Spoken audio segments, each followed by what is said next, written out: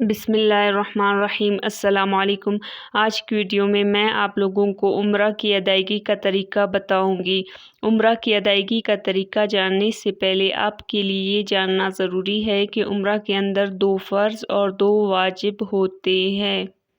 عمرہ کا پہلا فرض یہ ہے کہ احرام باندھنا، یعنی میقات سے احرام باندھے اور نیت کر کے تلبیہ پڑھنا۔ دوسرا فرض عمرہ کے اندر یہ ہے کہ بیت اللہ پہنچ کر بیت اللہ شریف کا طواف کرنا، اور واجبات 2 ہے۔ پہلا واجب یہ ہے کہ صفا مروہ کی سعی کرنا، اور دوسرا واجب یہ ہے حلق یا قصر کرنا۔ احرام باندھنے کا طریقہ یہ ہے کہ سب سے پہلے غسل کریں۔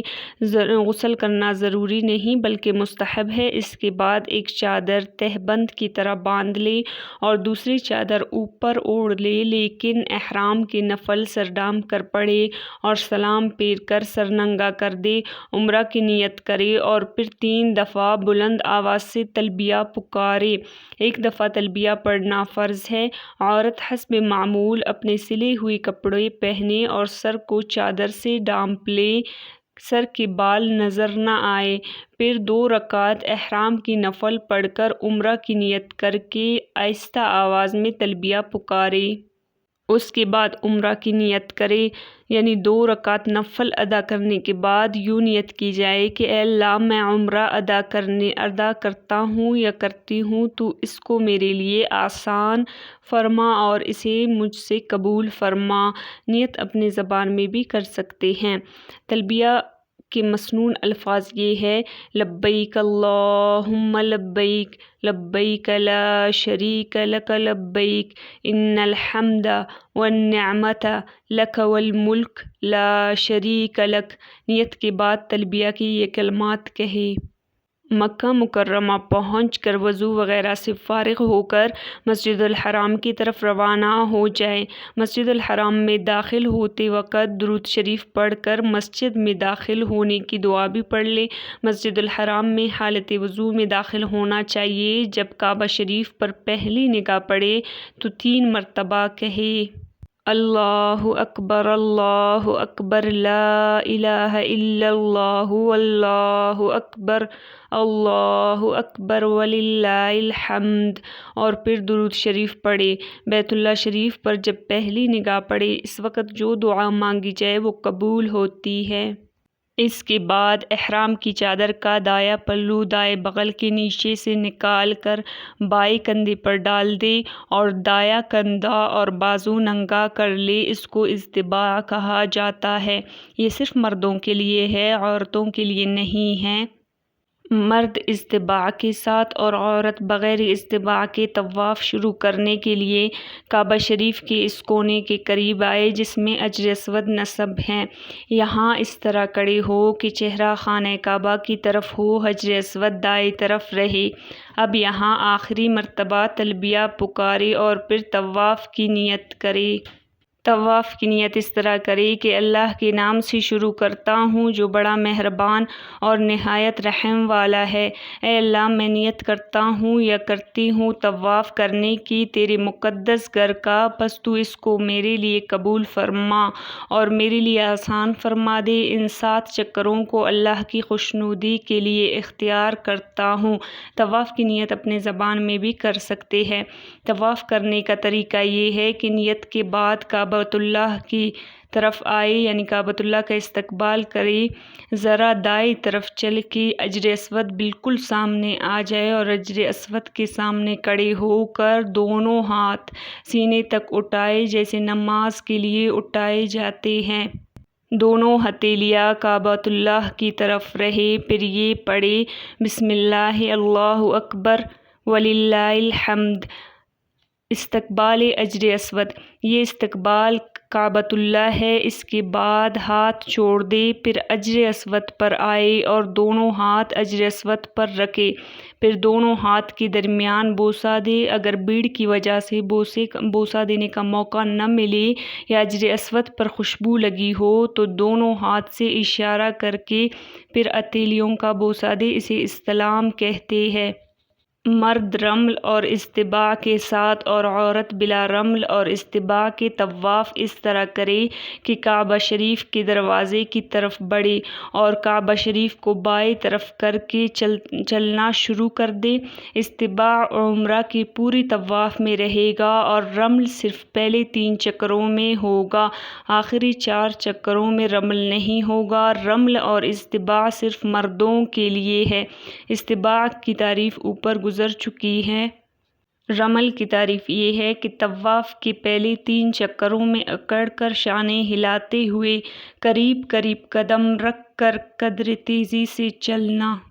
یہ صرف مردوں کے لیے سنت ہے، خواتین کو رمل کرنا منع ہے۔ کعبہ شریف کے دروازے سے آگے بڑھ کر حتیم کو طواف میں شامل کرتے ہوئے کعبہ شریف کے پشت کی طرف سے گزر کر رکن یمانی پر پہنچے تو اس کو دونوں ہاتھ یا صرف دایاں ہاتھ لگائے بوسہ نہ دے، پھر وہاں سے آگے بڑھ کر حجر اسود پر آ جائے، حجر اسود پر آ کر پھر اسی طریقے پر استلام کرے جیسے طواف کے شروع میں کرتے وقت استلام کیا تھا۔ طواف کا ایک چکر حجر اسود سے شروع ہو کر کعبہ شریف کے گرد گھوم کر واپس حجر اسود پر آ کر مکمل ہوگا۔ اسی طرح 7 چکر پورے کرے، ہر چکر کے اختتام پر استلام کرے اور استلام کے وقت ہر بار بسم اللہ اللہ اکبر وللہ الحمد کہے۔ جب 7 چکر ہو جائے تو پھر استلام کرے، اس طرح 8 استلام ہو جائیں گے، طواف مکمل ہو جائے گا۔ طواف کے درمیان جو چاہے ذکر یا دعا کرتا رہے۔ طواف کرتے ہوئے ہر چکر میں یہ پڑھے سبحان اللہ والحمد للہ ولا الہ الا اللہ واللہ اکبر۔ اس کے پڑھنے کی فضیلت حدیث میں وارد ہیں۔ طواف کے ہر چکر میں رکن یمانی اور حجر اسود کے درمیان یہ دعا پڑھنا سنت ہے: ربنا آتنا فی الدنیا حسنۃ وفی الآخرۃ حسنۃ وقنا عذاب النار۔ طواف سے فارغ ہو کر دونوں کندھے ڈانپ لے، پھر مقام ابراہیم کے پیچھے 2 رکعت واجب الطواف پڑھے۔ مقام ابراہیم کے پیچھے جگہ نہ ہو تو مسجد الحرام میں جہاں جگہ ملے وہاں پڑھ لے۔ دونوں رکعتوں میں سورۃ الفاتحہ کے بعد پہلی رکعت میں سورۃ الکافرون اور دوسری رکعت میں سورہ فاتحہ کے بعد سورہ اخلاص پڑھنا مسنون ہے۔ آپ اپنی مرضی سے کوئی بھی سورت پڑھ سکتے ہیں۔ مکروہ اوقات میں نماز واجب الطواف نہ پڑھیں بلکہ جب مکروہ وقت ختم ہو جائے تب پڑھیں۔ واجب الطواف سے فارغ ہو کر حرم پاک میں رکھے ہوئے کولروں سے آب زمزم قبلہ رو ہو کر خوب پیے۔ آب زمزم کھڑے ہو کر پینا سنت ہے۔ آب زمزم پیتے وقت یہ دعا کریں: اللہم انی اسألک علما نافعا ورزقا واسعا وشفاء من کل داء۔ ترجمہ: اے اللہ، میں تجھ سے علم نافع کا سوال کرتا ہوں، کشادہ روزی چاہتا ہوں اور ہر مرض سے شفا کا طالب ہوں۔ پھر حجر اسود کے سامنے آ کر نواح استلام کرے اور پھر صفا و مروہ کی سعی کے لیے روانہ ہو جائے۔ سعی صفا سے شروع ہوتی ہے اور مروہ پر ختم ہوتی ہے۔ جب صفا پر پہنچ جائے تو عمرہ کی سعی کی نیت کر لے۔ نیت اس طرح کرے کہ اے اللہ، میں صفا و مروہ کے درمیان سعی کے 7 چکروں کی نیت کرتا ہوں، خاص تیری خوشنودی و رضا کے لیے، پس اس کو میرے لیے آسان کر اور قبول فرما۔ اپنے زبان میں بھی نیت کر سکتے ہیں۔ سعی کا طریقہ یہ ہے کہ اس کے بعد کعبہ شریف کی طرف منہ کر کے اللہ تعالیٰ کی توحید اور اس کی بڑائی بیان کرے اور دعا کی طرح ہاتھ اٹھا کر یہ پڑھے: سبحان اللہ والحمد للہ ولا الہ الا اللہ واللہ اکبر۔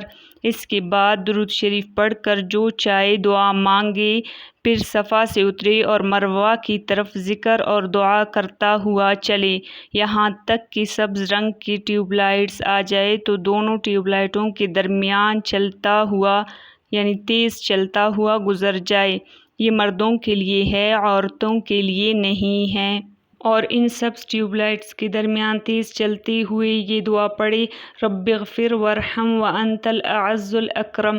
اے اللہ، معاف فرما اور رحم فرما، تو بڑی عزت والا ہے۔ پھر دوسرے سبز ٹیوب لائٹ پر پہنچ کر تیز چلنا موقوف کر دے، بند کر دے اور اپنی عام رفتار پر چلے اور اللہ تعالیٰ کا ذکر کرے اور دعائیں کرتا رہے۔ جب مروہ پر پہنچ جائے تو وہاں بھی اسی طرح خانہ کعبہ کی طرف منہ کر کے اللہ کی توحید و تکبیر بیان کرے۔ تاہم چوتھا کلمہ یا صرف پہلا کلمہ بھی پڑھ سکتے ہیں، پھر درود شریف پڑھ کر ہاتھ اٹھا کر جو چاہے دعائیں مانگے۔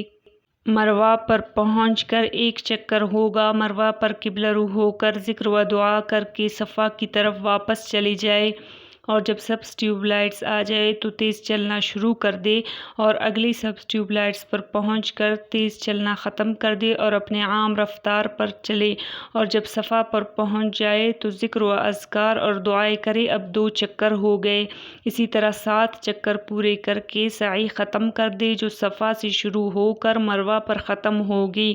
بعض لوگ صفا و مروہ کے درمیان 14 مرتبہ آتے جاتے ہیں، اس کو مکمل سعی سمجھتے ہیں، یہ غلط ہے۔